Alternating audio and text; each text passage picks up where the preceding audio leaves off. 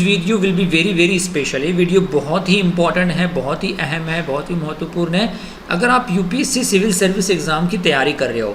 क्यों? क्योंकि वीडियो में मैं आपको सिर्फ आपका 5 मिनट लूँगा, लेकिन आपका 1 से 2 मार्क्स का क्वेश्चन आने वाले प्रीलिम में रिजर्व हो जाएगा।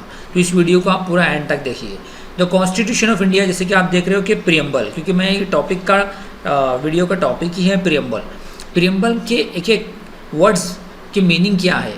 जनरली देखिए, आप पिछले 10 सालों का पेपर, पिछले 10 सालों में यूपीएससी ने हर साल या 1 साल के गैप से प्रीएम्बल से क्वेश्चन पूछा ही है, राइट। तो सबसे पहले हम प्रीएम्बल पढ़ेंगे।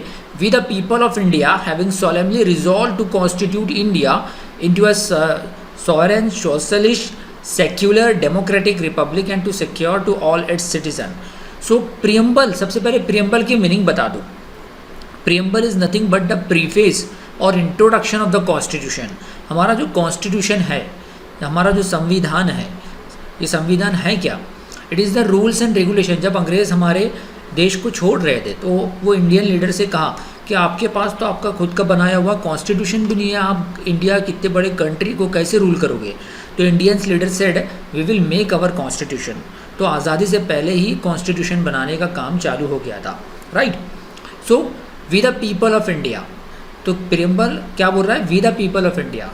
तो इंडिया की जो पूरी जनसंख्या है, ये देखिए, यूपीएससी सिविल सर्विस एग्जाम्स को क्रैक करने के लिए 2 बहुत ज़्यादा इंपॉर्टेंट जो चीज़ें आपको चाहिए।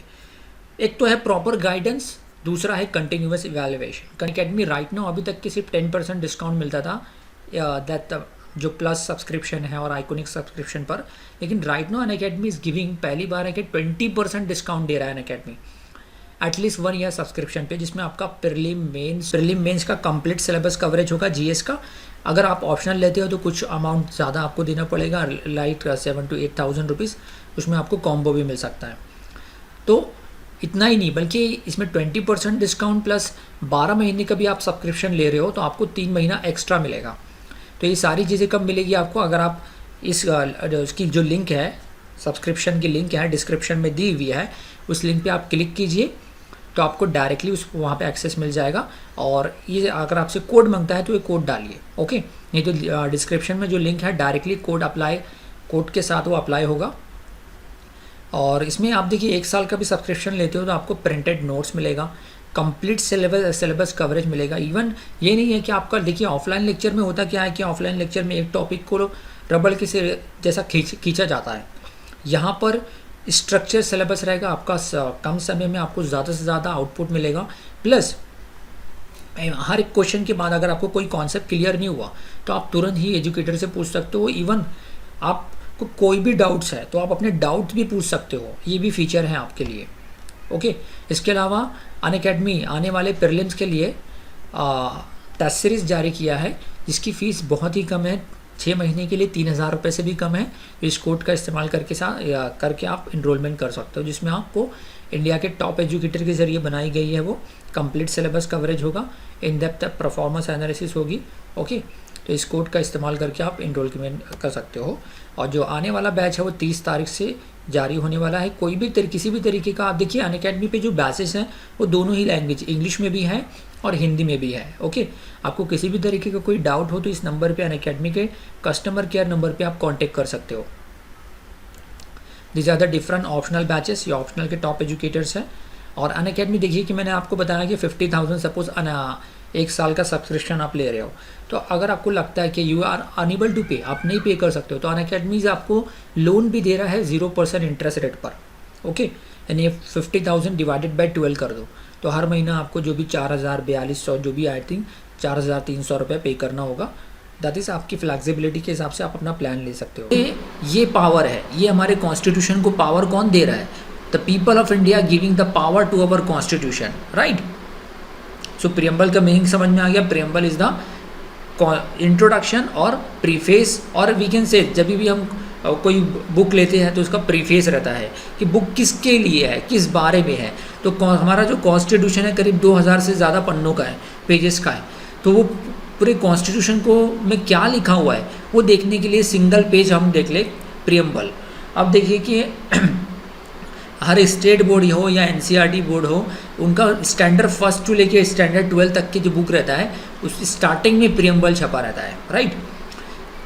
सो with the people of India having solemnly resolve to constitute India into sovereign, sovereign means कि India is a dependent country, India is not a dependent country on any other nation.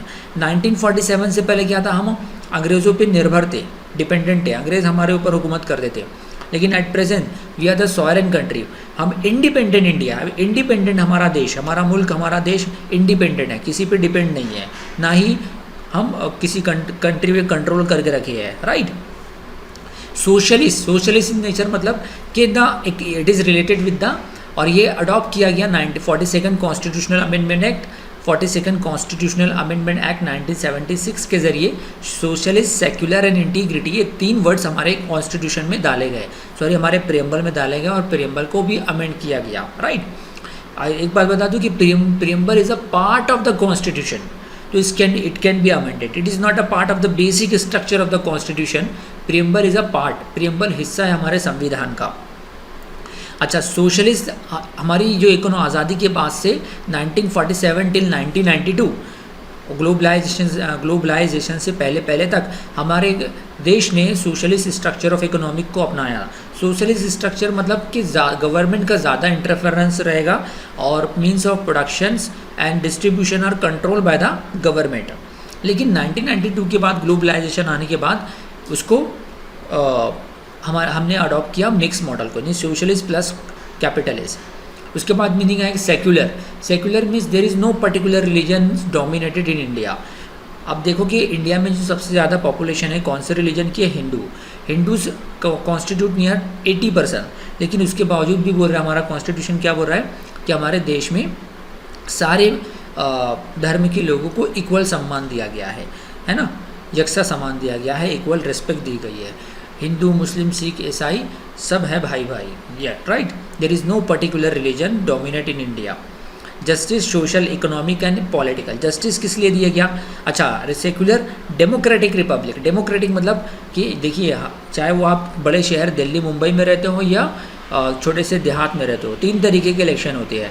एक तो parliament election, Lok Sabha election, उसके बाद state election, और छोटा सा election जो है ग्राम पंचायत लेवल का, या तो ज़िला परिषद, या तो म्यूनिसिपैलिटी का, म्यूनिसिपल कॉरपोरेशन का, महानगर पालिका का। तो हमारे जो ये सारे रिप्रेजेंटेटिव्स है, they are elected directly by the people, right. तो that's why India is the republican country. Justice, अब जस्टिस दिया गया है, इंसाफ दिया गया है सोशल, इकोनॉमिक एंड पॉलिटिकल, कि समाज में, अर्थव्यवस्था में और पॉलिटिकल, सियासत में, राइट। लिबर्टी, लिबर्टी आज़ादी दी गई है, liberty of thoughts, expression, belief, faith and worship.